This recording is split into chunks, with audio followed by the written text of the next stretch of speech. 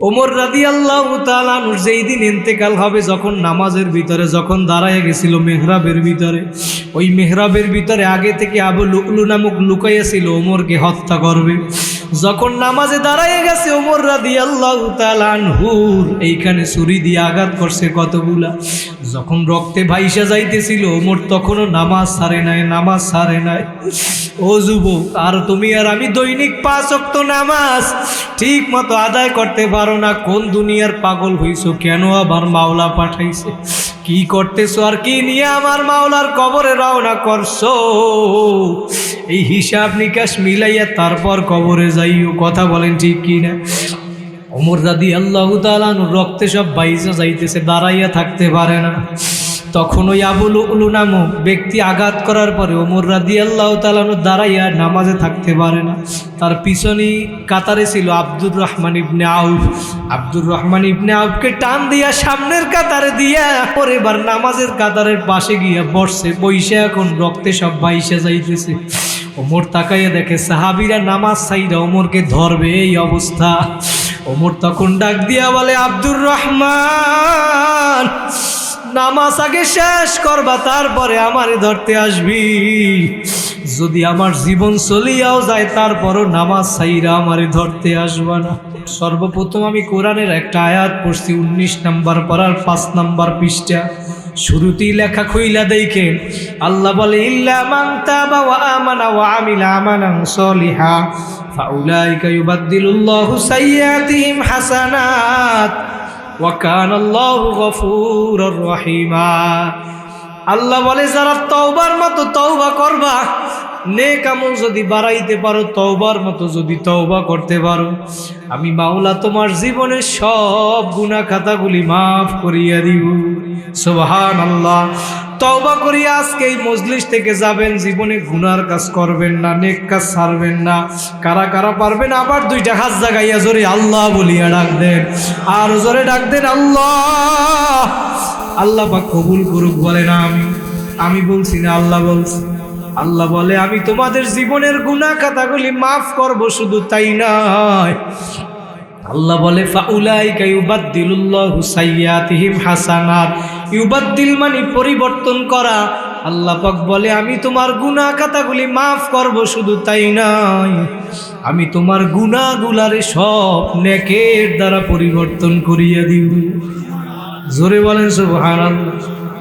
যখন এই আয়াতটা নাজিল হইছে, 1 নম্বরে জান্নাতে সার্টিফিকেট পাইছে আবু বকর সিদ্দিক রাদিয়াল্লাহু তাআলা আনহু। দুনিয়ার ভিতরে সমস্ত নবীদের পরে উত্তম কে? আবু বকর সিদ্দিক রাদিয়াল্লাহু তাআলা আনহু।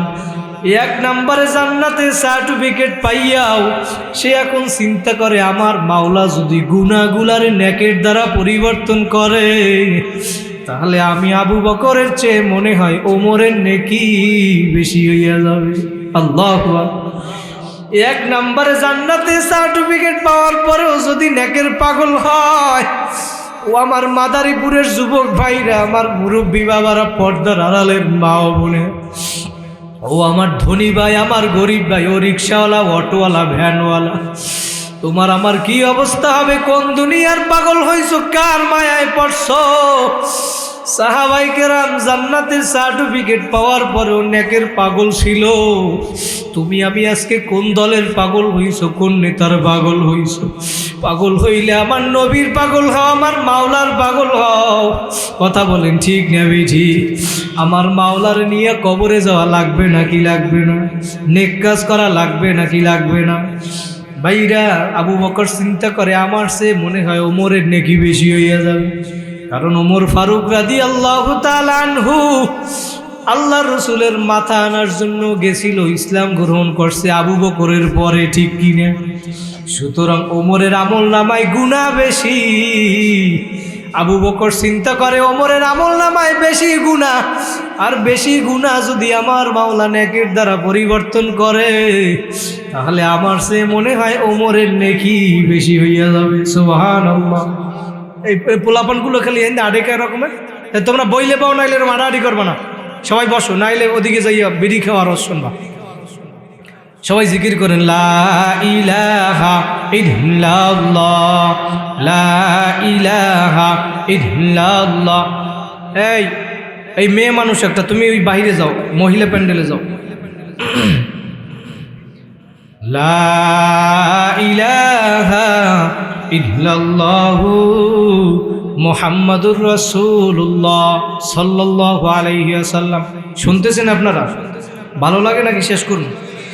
আবু বকর সিদ্দিক রাদিয়াল্লাহু তাআলা এখন চিন্তা করে, আমার সে ওমরের নেকি বেশি হয়ে যাবে, আমি আবু বকর এইটা মানতে পারবো না।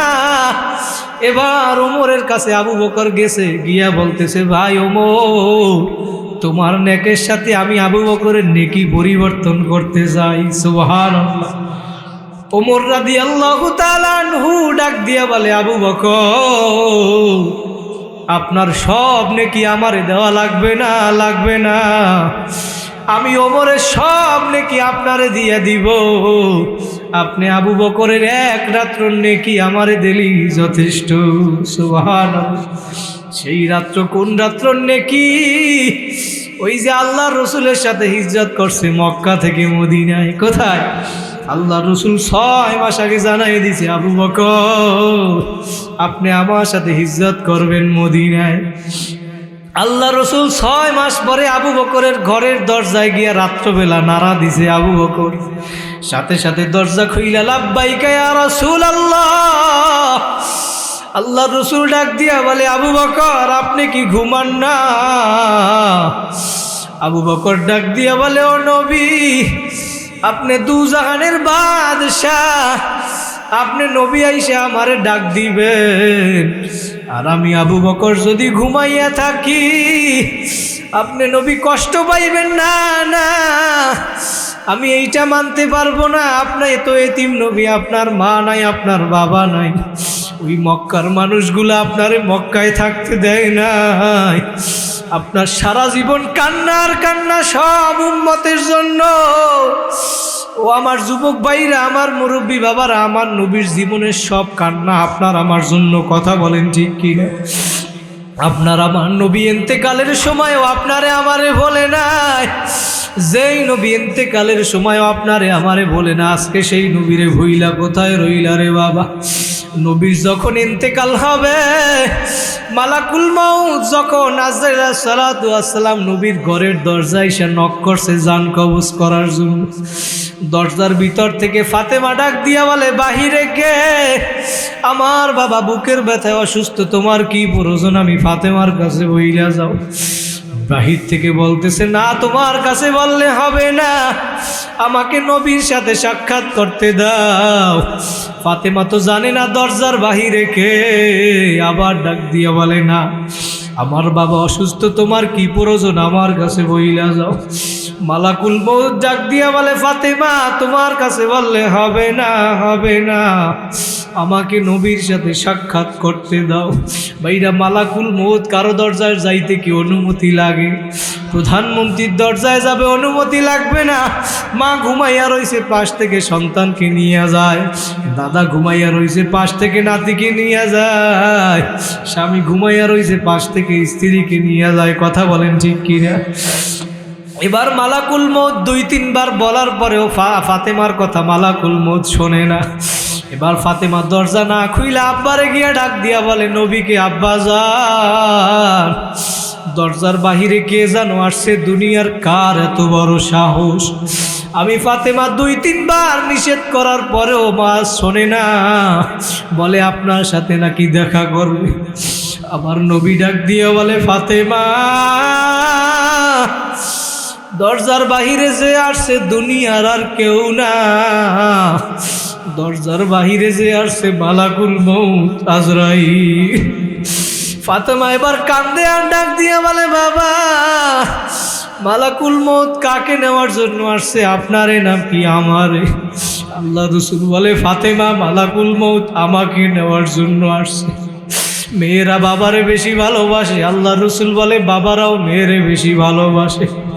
ফাতেমা এখন কান্দে আর ডাক দিয়া বলে, আব্বা যান, মালাকুল মউত যদি আপনারে নিয়ে যায় আমি ফাতেমা কেমনে থাকবো? আল্লাহ রসুল বলে, ফাতেমা টেনশন করিও না, 6 মাস পরে তোমার আমার সাক্ষাৎ হবে। ফাতেমা এখন আরো কান্দে, বুঝতে বাকি নাই 6 মাস পরে আমি ফাতেমাও দুনিয়া থেকে বিদায় হইয়া যাব। আল্লাহু আকবার। এখন মালাকুল মউত আসছে, আল্লাহ রসুলের জান কবজ করবে, জান কবজ করবে। ও আমার মাদারীপুরের যুবক ভাইরা, আমার মুরব্বী বাবারা, আমার পর্দার আড়ালের মা ও বোনেরা, কোন দুনিয়ার পাগল হইছো, কার মায়ায় পড়ছো, কার পাগল হইছো, একটু দিলের কান লাগাইয়া শোনো। নবীর জান কবজ করার সময় তোমারে আমারে বলে নাই। আজকে সেই নবীরে ভুইলা কোথায় রইছো? কোন বাবার পাগল হইছো, কোন মাইজ ভান্ডারের পাগল হইছো, কোন দলের পাগল হইছো, কোন আদ্রসী চন্দ্রপাড়ার পাগল হইছো? আমার নবীর পাগল হও, আমার নবীর পাগল হও। নবী ইন্তেকালের সময় তোমারে আমারে বলে নাই, আর তুমি আমি কোন দলের পাগল হইলাম রে বাবা? নবীর যখন জান কবজ করবে, মালাকুল বুকের উপরে হাত রাখছে, হাত। আমার নবী তখন ডাক দিয়া বলে, আজরাইল তুমি আমার জান কবজ করবা, কিন্তু আমার একটা প্রশ্ন এখনো বাকি। জোরে বলেন সুবহানাল্লাহ। এর ভিতরেই জিবরাইল আলাইহিস সালাতু ওয়াস সালাম সালাম দিয়ে আল্লাহ রসুলের কাছে ঢুকছে। জিবরাইলের চোখে পানি। আল্লাহ রসুল ডাক দিয়া বলে, ভাই জিবরাইল তোমার চোখে পানি কেন, তোমার চোখে পানি কেন?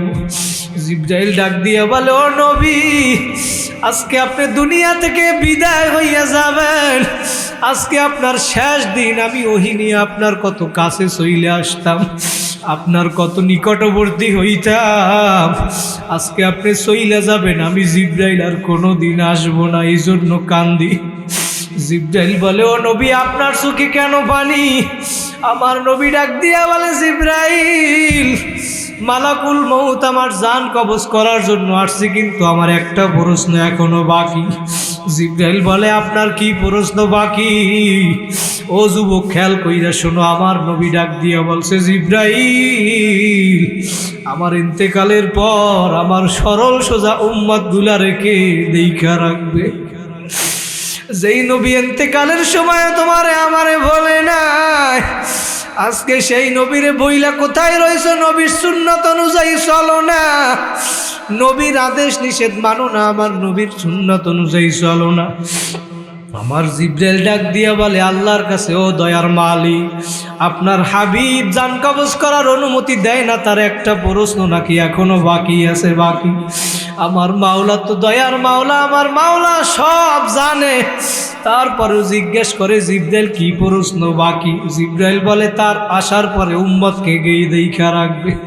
নবী ইন্তেকালের সময় হাসাইন হুসাইনের কথাও বলে না, কলিজার টুকরা ফাতেমার কথাও বলে নাই। বলে, ইয়া উম্মতি উম্মতি, আমার উম্মতকে কে দেইখা রাখবে? ও যুবক, আজকে সেই নবীরে ভুইলা কার আদর্শ বাস্তবায়ন করো? আমার মাওলা ডাক দিয়া বলে, জিবরাইল যাও, তুমি আমার বন্ধুকে গিয়া জানাইয়া দাও, লা আতরুকু উম্মাতাকা ফারদা ওয়ালা ওয়াহা। আমার বন্ধু আসার পরে স্বয়ং তার উম্মতকে আমি মাওলা নিজেই দেইখা রাখবো। জোরে বলেন আল্লাহু আকবার। আমার নবীর সুন্নাত অনুযায়ী চইলা আমার মাওলার হুকুম মাইনা কবরে যাব, কারা কারা পারবেন? আর একবার দুইটা হাত জাগাইয়া জোরে আল্লাহ বলিয়া ডাক দেন, আরো জোরে ডাক দেন আল্লাহ। আমার মাওলা ডাক দিয়া বলে, বান্দা বান্দিরা, তোমরা দুনিয়ায় বসে আমারে ডাক দিবা একবার, আমি মাওলা তোমার ডাকে সাথে সাথে সাড়া দিব ৭০ বার। সুবহানাল্লাহ। সেই আবু বকর কেমন ছিল? আল্লাহ রসুল ঘরের দরজায় নাড়া দেওয়ার সাথে সাথে ঘরের দরজা খুইলা দিছে। আল্লাহু আকবার। আল্লাহ রসুল বলে, আবু বকর আপনি কি ঘুমান না? বলে, নবী না না না, আমি ঘুমাই না, আপনি আইসা আমারে ডাক দিবেন, এই জন্য আমি 6 মাসের ভিতরে একদিন বিছানায় পিঠ লাগাই না। তারা নবীরে কেমন ভালোবাসেন? বলে, নবী না না, শুধু আমি ঘুমাই না তা না, ওই যে সফরে যাওয়ার জন্য উট রাখছি, তাকাইয়া দেখেন উট দুইটাও দাঁড়াইয়া রইছে, ঘুমায় না। সুবহানাল্লাহ। নবী চোখের পানি চাইরা ডাক দিয়া বলে, আবু বকর বিনিময় দেওয়ার মতো আমার কিছু নাই নাই, আমি মাওলার কাছে দোয়া করি, আল্লাহ আমি আবু বকরের উপরে রাজি হইয়া গেলাম, তুমিও আবু বকরের উপরে রাজি হইয়া যাবে। সুবহানাল্লাহ। এবার আল্লাহ রসুলকে নিয়ে ওই মদিনার পথে আবু বকর রওনা করছে। যাইতে যাইতে যখন আল্লাহ রসুল বিশ্রামের প্রয়োজন, গুহার ভিতরে যখন আশ্রয় নিবে, ভাইরা আপনারা ঘটনা সবাই জানেন, আমি ওই রাত্রটা বোঝানোর জন্য ঘটনা টানতেছি। আল্লাহ রসুল যখন গুহার ভিতরে আশ্রয় নিবে, ও আমার যুবক ভাই আবু বকর এখন বলতেছে, ও নবী আপনি বাহিরে দাঁড়ান, পাহাড়িয়া গুহা, আমি একটু গুহার ভিতরে যাইয়া দেখি গুহার ভিতরে কোনো সাপ বিচ্ছু বিষাক্ত প্রাণী থাকতে পারে। কথা বলেন ঠিক কিনা? আবু বকর বলে, আমি কি আগে পরিষ্কার কইরা আসি? ও নবী, যদি কোনো সাপ বিচ্ছু বিষাক্ত প্রাণী থাকে আগে আমি আবু বকরকে দংশন করবে, আমি আবু বকর থাকতে আপনার নবীর গায়ে আঘাত লাগতে দিব না। আবু বকর গিয়া পরিষ্কার কইরা এবার ভিতরে আইসার বাহিরে আইসা নবীরে বলে, নবী এবার ভিতরে চলেন। ওই গুহার ভিতরে আবু বকর যখন দেখে অনেকগুলা গর্ত ছিল, গর্ত ছিদ্র ছিল, আবু বকর চাদর সিরিয়া সিরিয়া ওই গর্তগুলা আটকাইছে। 3-4টা গর্ত আর আটকাইতে পারে নাই, চাদর শেষ হইয়া গেছে। আল্লাহ রসুল আর দাঁড়াইয়ে থাকতে বলে না, বলে আবু বকর আমার একটু বিশ্রাম নেওয়া দরকার। আবু বকর এবং গুহার ভিতরে বসছে। আল্লাহ রসুল আবু বকর রাদিয়াল্লাহু তাআলা আনহু রানের উপরে মাথা দিয়ে শুইয়া রইছে। বলেন সুবহানাল্লাহ। আবু বকর এখন তাকাইয়া দেখে 3-4টা গর্ত আটকাইতে পারে নাই। ওই গর্তের ভিতরে আগে থেকে একটা সাপ ছিল, সাপ, যেই সাপ আমার নবীর সাথে দেখা করবে। ওই গর্তের ভিতরে সাপ উঠতে পারে না আবু বকরের কারণে। আবু বকর এখন চিন্তা করে, ওই গর্তের ভিতর থেকে যদি কোনো বিষাক্ত প্রাণী উঠে আমার নবীর আঘাত করে, না না, আমি আবু বকর থাকতে এটা আমি হইতে দিব না। আবু বকর এখন ওই গর্তের ভিতরে পাও দিয়া বইসা রইছে। ওই গর্তের ভিতরে সাপ এবার উঠতে না পাইরা আবু বকরের পায়ের ভিতরে আঘাত করছে, আঘাত। আবু বকরের এখন আঘাতের কারণে চোখের পানি বাইয়া বাইয়া পড়ে। আল্লাহ রসুল ঘুম থেকে সজাগ হইয়া গেছে, ডাক দিয়ে বলে, আবু বকর আপনার কি বাড়ির কথা মনে পড়ছে? বলে নবী না না। বলে আত্মীয় স্বজনের কথা মনে পড়ছে? বলে নবী না না। বলে তাহলে কি হয়েছে? বলে আমার সাপে আঘাত করছে, এই জন্য আমি কান্দি। আমার নবী সাথে সাথে লালা লাগাইয়া দিছে। আল্লাহর রসুলের লালা লাগাইয়া দেওয়া মাত্র সাথে সাথে আবু বকর সুস্থ হইয়া গেছে। জোরে বলেন সুবহানাল্লাহ। আল্লাহ রসুল ডাক দিয়া বলে, আবু বকর আপনার কি মনে পড়ছে? আবু বকর বলে, নবী আমি যেই দিন থেকে আপনার উপরে ঈমান আনছি, আমার মাওলার উপরে ঈমান আনছি, সেই দিন থেকে আমার বাড়ি, আমার আত্মীয় স্বজন তো দূরের কথা, আমার জীবনের চাইতো নবী আপনারে আমি বেশি ভালোবাসি। আর নবী হাদিসের ভিতরে বলেন, লা ইউমিনু আহাদুকুম হাত্তা আকুনা হাব্বা ইলাইহি মিন ওয়ালিদিহি ওয়া ওয়ালাদিহি ওয়ান নাসি আজমাইন। তোমাদের ভিতরে ততক্ষণ পর্যন্ত কেউ কামেল মুমিন হইতে পারবা না যতক্ষণ পর্যন্ত তোমার মা বাবা, ছেলে সন্তান, আত্মীয় স্বজন, এমনকি তোমার জীবনের চাইতো যতক্ষণ পর্যন্ত আমি নবীরে বেশি ভালোবাসতে না পারবা ততক্ষণ পর্যন্ত কামেল মুমিন হইতে পারবা না। কথা বলেন ঠিক না বেটি? আল্লাহ রসুল এবার ডাক দিয়া বলে, আবু বকর আপনি আমার এতক্ষণ কেন বলেন না আমি লালা লাগাইয়া দিলে আপনি তাড়াতাড়ি সুস্থ হইয়া যাইতেন? এবার আবু বকর ডাক দিয়া বলে, আপনি নবী, দুজাহানের বাদশা আপনারে না বানাইলে দুনিয়াই হইতো না। আর আপনি দুজাহানের বাদশা আমার রানের উপরে ঘুমাইয়া রইছেন, আর আমি আপনারে ডিস্টার্ব করব? নবী না না। আমার আবু বকরের কলিজাও যদি ফাটিয়া যায় তারপরেও নবী আপনার ঘুমে আমি ডিস্টার্ব করব না। ওই রানের উপরে ঘুমাইয়া রইছে, আল্লাহ রসুলের চেহারার দিকে আবু বকর তাকাইয়া রইছে। ওই এক রাত্র নেকি। এবার ওমর বলতে আছে, আবু বকর মনে আছে কিনা? বলে আমার সব নেকি আমি আপনারে দিয়া দিব। আবু বকর আপনার এক রাত্র নেকি আমারে দিলেই যথেষ্ট। জোরে বলেন সুবহানাল্লাহ। আবু বকর এখন চিন্তা করে, আমি ওমরকে দিতে চাইলাম সব নেকি, আর ওমর বলতে আছে এক রাত্র নেকি দিলেই যথেষ্ট। সে আবু বকর কেমন ছিল? আবু বকর ওমর, উসমান, আলী, তালহা, জুবায়ের, সাহাবায়ে কেরাম তারা নেকের প্রতিযোগিতা দিছে। কথা বলেন ঠিক কিনা? আর আমরা এখন গুনার প্রতিযোগিতা দেই। আবু বকর 1 নম্বরে জান্নাতে সার্টিফিকেট পাইছে, তারপরেও নামাজের জন্য পাগল ছিল কি ছিল না? মসজিদে নববীর ভিতরে রাত্রে দাঁড়ায় দাঁড়ায় কান্না করে আবু বকর, চোখের পানি ছাড়ে আর কুরআন তেলাওয়াত করে। আল্লাহর নবী হুজরার ভিতরে বৈশা শুনে কে যেন মসজিদের ভিতরে কান্দে।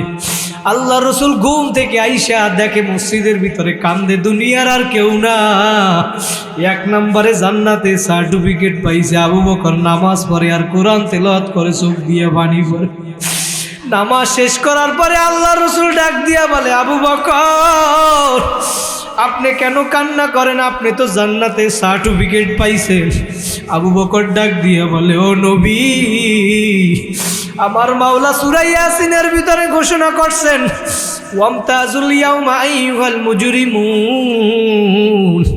আমার মাওলা কিয়ামতের দিন ঘোষণা করবে, হে নাফরমানের দলেরা তোমরা আলাদা হইয়া যাও, আমার নেককার বান্দা বান্দীদের থেকে তোমরা আলাদা হইয়া যাও।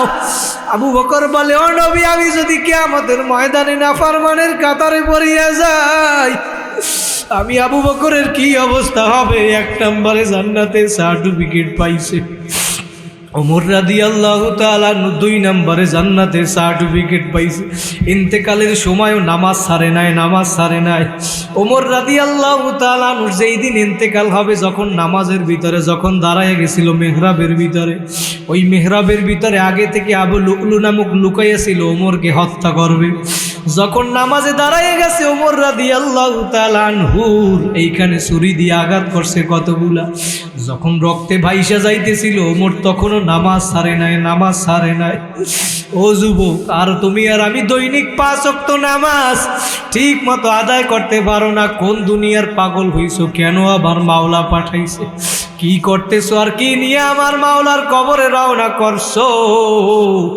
এই হিসাব নিকাশ মিলাইয়া তারপর কবরে যাইও। কথা বলেন ঠিক কি না? নামাজ পইরা নেক কাজ কইরা আমার মাওলাকে রাজি খুশি কইরা কবরে যাওয়া লাগবে কি লাগবে না? রাজি আছি না নাই? কারা কারা 2টা হাত জাগাইয়া জোরে আল্লাহ বলিয়া ডাক দেন, একটু জোরে ডাক দেন দিল থেকে, আল্লাহ। আমার মাওলা আমার ভাইদেরকে কবুল করুক, বলেন আল্লাহুম্মা আমিন। ওমর রাদিয়াল্লাহু তাআলা রক্তে সব বাইসা যাইতেছে, দাঁড়াইয়া থাকতে পারে না। তখন ওই আবু লুলু নামক ব্যক্তি আঘাত করার পরে ওমর রাদিয়াল্লাহু তাআলা দাঁড়াইয়া নামাজে থাকতে পারে না। তার পিছনে কাতারে ছিল আব্দুর রহমান ইবনে আউফ। আব্দুর রহমান ইবনে আউফকে টান দিয়া সামনের কাতারে দিয়া পরে এবার নামাজের কাতারের পাশে গিয়া বসছে। বইসা এখন রক্তে সব বাইসা যাইতেছে। ওমর তাকাইয়া দেখে সাহাবীরা নামাজ ছাইরা ওমরকে ধরবে, এই অবস্থা। ওমর তখন ডাক দিয়া বলে, আব্দুর রহমান, নামাজ আগে শেষ করবা, তারপরে আমারে ধরতে আসবি। যদি আমার জীবন চলিয়াও যায়, তারপরও নামাজ ছাইরা আমারে ধরতে আসবা না। সাহাবায়ে কেরাম কেমন পাগল ছিল, নেকের পাগল ছিল। ওমর আবু বকর 2 জনে তারা নেকের প্রতিযোগিতা দিছে, কার সে কে বেশি নেক কাজ করতে পারে। ওমর রাদিয়াল্লাহু তাআলা রাত্রবেলা আবু বকর ঘুইরা 2 জনে দেখতো কোন বাড়ি গিয়া কোন মহিলার কোন মা বোনের কি লাগবে, কার বাড়ি খাবার লাগবে কিনা। একজন বিধবা মহিলা ছিল, ওই বিধবার মহিলার আর কেউ ছিল না। ওমর রাদিয়াল্লাহু তাআলা একদিন সকালবেলা ফজরের নামাজ পড়া গেছে, বলে, মহিলা, মা আপনার কি লাগবে, আমি একটু আপনারে উপকার কইরা নেক কাজ কইরা দিই। বলে, আমার পানি লাগবে। বলে, আপনার পাত্রটা দেন, আমি পানি আইনা দেই। ওই মহিলা ডাক দিয়া বলে, ওমর, আমার পানি লাগবে, কিন্তু তোমার একটু আগে আইসা কে যেন আমারে পানি দিয়া গেছে। সুবহানাল্লাহ। ওমর রাদিয়াল্লাহু তাআলা এখন চিন্তা করে, আমি আজকে এই মায়ের পানি দেওয়ার জন্য আসলাম, ফজরের পরে পানি দিতে পারি নাই। আগামীকালকে তাহাজ্জুদ নামাজের সময় আগে আইসা পানি দিয়ে যাব। নেকের জন্য পাগল ছিল, তাহাজ্জুদ নামাজের সময় আসছে। আজকে ওই মহিলার বাড়ি গিয়া বলে, মা আপনার পাত্রটা দেন, আমি পানি আইনা দিই। ওই মহিলা ডাক দিয়া বলে, ওমর, আজকেও তোমার আগে আইসা কে যেন আমারে পানি দিয়া গেছে। সুবহানাল্লাহ। তখন খেলাফতের জামানা ছিল, আবু বকর রাদিয়াল্লাহু তাআলা ছিল তখন প্রধানমন্ত্রী। ওমর এবার চিন্তা করে, আমি গতকালকে ফজরের পরে আসছি, পানি দিতে পারি নাই, মহিলার উপকার করতে পারি নাই। আজকে তাহাজ্জুদ নামাজের সময় আসছি তাও পারি নাই, আজকে আমি রাত্রবেলা ঘুমাবই না, দেখবো কে পানি দিয়া যায়। সুবহানাল্লাহ। জান্নাতে সার্টিফিকেট 2 নম্বরে পাইছে ওমর, তারপরেও নেকের পাগল ছিল। আজকে এশার নামাজ পড়া ওই মহিলার বাড়ির দরজায় খেজুর গাছের গোড়ায় দাঁড়াইয়ে রয়েছে, দেখবে আজকে রাত্রে কে পানি দিয়া যায়। দেখে যখন আস্তে আস্তে রাত্র গভীর হইল, কে যেন অন্ধকারের ভিতরে আইসা পানি দিয়ে যায়। যখন পানি দিয়ে যায়, এবার ওমর গিয়ে ধরছে, দেখবে কে পানি দিয়ে যায়। দেখে যে পানি দিয়ে গেছে দুনিয়ার আর কেউ না, 1 নম্বরে জান্নাতে সার্টিফিকেট পাইছে আবু বকর সিদ্দিক। জোরে বলেন আল্লাহু আকবার। ওমর এবার ডাক দিয়া বলে, ভাই আবু বকর, আপনার সাথে আমি কোনোদিন নেকের পাল্লা দিয়া পারি নাই, আপনার সাথে আমি কোনোদিন নেকের পাল্লা দিয়া পারি না, আমি সবসময় আপনি নেকে 1 নম্বরে থাকেন। আল্লাহ রসুল যখন একবার যুদ্ধে যাওয়ার জন্য সাদা চাইছিল, এবার ওমর চিন্তা করে, আবু বকরের তো সম্পদ নাই, আমার সম্পদ বেশি, আজকে আমার অর্ধেক সম্পত্তি আমি আল্লাহর রাস্তায় খরচ করব, আবু বকরের থেকে আমি নেকে 5টো হইয়া যাব। সুবহানাল্লাহ। কিন্তু আবু বকর সিদ্দিক রাদিয়াল্লাহু তাআলা আনহু আল্লাহ রসুলের কথা অনুযায়ী ঘরের ভিতরে যা ছিল সব প্যাকেট কইরা কিতাবের ভিতরে আসছে, লবণের বাটিটা পর্যন্ত আল্লাহ রসুলের দরবারে নিয়ে আসছে। সুবহানাল্লাহ। আল্লাহ রসুল ডাক দিয়া বলে, আবু বকর, আপনি সব নিয়ে আসছেন, ঘরে কি রাইখা আসছেন? বলে, নবী, আমি ঘরে রাইখা আসছি আপনারে আর আমার মাওলারে। সুবহানাল্লাহ। ওমর কোনোদিন নেকের পাল্লা দিয়া পারে নাই। এবার ওমর প্রশ্ন করে, আবু বকর, আপনি পানি দিয়া গেছেন ভালো কথা, তখন কিন্তু আবু বকর প্রধানমন্ত্রী। বলে, আপনি পানি দিয়া গেছেন ভালো কথা, আপনার পায়ে জুতা নাই কেন, খালি পায়ে কেন আসছেন রাত্রবেলা? আবু বকর ডাক দিয়া বলে, ওমর, ও আমার যুবক ভাইরা খেয়াল কইরা শুইল। আবু বকর ডাক দিয়া বলে, ওমর, আমি রাত্রবেলা মানুষের বাড়ি ঘুইরা ঘুইরা দেখি কার কি প্রয়োজন, কার কি লাগবে। আর এই রাত্রবেলা সমস্ত মানুষগুলা ঘুমায়, আর আমি রাত্রবেলা আবু বকর যদি জুতা পাই দিয়া হাঁটি, আমার এই জুতায় আওয়াজ হইতে পারে, এই জুতার আওয়াজে যদি কোনো মানুষের ঘুমের ডিস্টার্ব হয়, আমি আবু বকর এই জন্য জুতা পাই দেই না, খালি পায় হাঁটি। তারা 1 নম্বরে জান্নাতে সার্টিফিকেট পাওয়ার পরে ওই চিন্তা করছে, ও ভাইরার, বর্তমান সমাজে দেখবেন আপনাদের আমাদের ছেলেরা রাত্রবেলা বিভিন্ন অনুষ্ঠানে খেলাধুলায় এমনভাবে সাউন্ডবক্স দিয়া গান বাজনা বাজায়, মানুষ ঘুমাইবে তো দূরের কথা, কবরের মুদ্রারগুলো পর্যন্ত কাঁপতে থাকে। আছে না নাই? এদের বিরুদ্ধে স্লোগান দিতে হবে। তুমি গান বাজনা বাজাও, কানের মধ্যে দিয়ে একলা বাজাও, অন্য মানুষের ঘুমের ডিস্টার্ব করা যাবে না। কথা বলেন ঠিক কিনা? তারা তো ঘুমাইছে, এশার নামাজ পড়ে আবার ফজর পড়বে, তুমি 4টার সময় ঘুমাবা, 12টার সময় উঠবা, তাদের ডিস্টার্ব করা যাবে না। কথা বলেন ঠিক কিনা? আল্লাহ রসুল বলে, মান রাআ মিনকুম মুনকারান ফালিয়ুগাইয়িরহু বিয়াদিহি। যখন তোমাদের ভিতরে কোনো গর্হিত কাজ হয়, খারাপ কাজ হয়, গান বাজনা কি ভালো কাজ না খারাপ কাজ? জোরে বলেন, ভালো না খারাপ? আল্লাহ রসুল বলে, যখন খারাপ কাজ হয়, পারলে হাত দ্বারা ফিরাইয়া দাও, না পারলে জবান দ্বারা ফিরাইয়া দাও, তাও যদি না পারো অন্তর দ্বারা পরিকল্পনা করো কিভাবে পরিবর্তন ঘটানো যায়। ঠিক কিনা? এইটা হইল ওয়াযালিকা আদআফুল ঈমান। আল্লাহ রসুল বলে, এইটা হইল সর্বনিম্ন স্তরের অবস্থা। কিন্তু যখন গান বাজনা বাজায়, আড্ডা দেয়, তখন কিন্তু আমাদের দিলে একটু লাড়াও লাগে না। কথা বলেন ঠিক কিনা? এখন আপনি মাইপা দেখেন আপনার ইমানটা কোন জায়গায় আছে। এদের বিরুদ্ধে স্লোগান দেওয়া লাগবে না কি লাগবে না? আমার যুবক ভাইদেরকে আল্লাহ পাক দিনের সহি বুঝদান করুক, বলেন আমিন। আবু বকর ওমর রাদিয়াল্লাহু তাআলা আনহু নেকের পাগল ছিল, আমাদের কি নেক কাজ করা লাগবে না কি লাগবে? যেই ঘটনা আমি বলতেছিলাম, ওমর এবার বলতে আছে, আবু বকর, আপনার 1 রাত্র নেকি আমারে দিলেই যথেষ্ট। আবু বকর এখন চিন্তা করে, আমি ওমরকে দিতে চাইলাম সব নেকি, আর ওমর বলতে আছে 1 রাত্র নেকি দিলেই হবে। এখন আবু বকর চিন্তা করে, আমি আল্লাহ রসুলের কাছে গিয়ে একটু পরামর্শ কইরা দেখি। এবার আল্লাহ রসুলের কাছে গিয়া জিজ্ঞেস করে, আবু বকর, ইয়া রাসূলুল্লাহ, ইয়া হাবিবাল্লাহ, আমি উমরের সাথে আমার নেকিকে পরিবর্তন করতে চাইছিলাম, কিন্তু উমর বলতেছে আমার সব নেকি দেওয়া লাগবে না, আমার 1 রাত্র নেকি দিলেই যথেষ্ট। সুবহানাল্লাহ। আল্লাহ রসুল মিসকি হাসি দিয়া বলে, আবু বকর আপনিও হইলেন আমার শ্বশুর, ওমর হইল আমার শ্বশুর, ঠিক কিনা? আল্লাহ রসুল বলে, আমি কোনো পক্ষবাদী করতে পারবো না, তবে আপনি আর সবের পরিমাণ বইলা দিতে পারি, আপনি দেন বা না দেন এইটা আপনার ব্যাপার।